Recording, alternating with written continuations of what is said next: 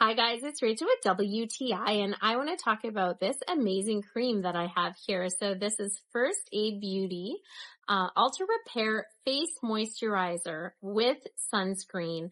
So this is SPF 30. It is good to put on your face. I love the fact that it is a moisturizer and a sunscreen all in one.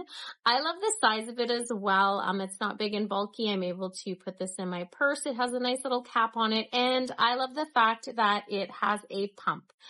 So there's no mess at all. I'm able to just use it when I need it. It gives you the perfect amount of cream as well to put on your face. So you don't have too much, you don't have too little. It's just the perfect amount, which I absolutely love. I love that it is great for the summer, which we have right now.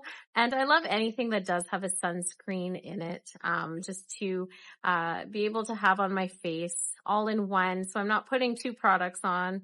I just got this one here. It's not too thick of a cream too. It just feels nice and fresh and clean and not heavy at all, which is one thing that I really like, but that's just my point of view.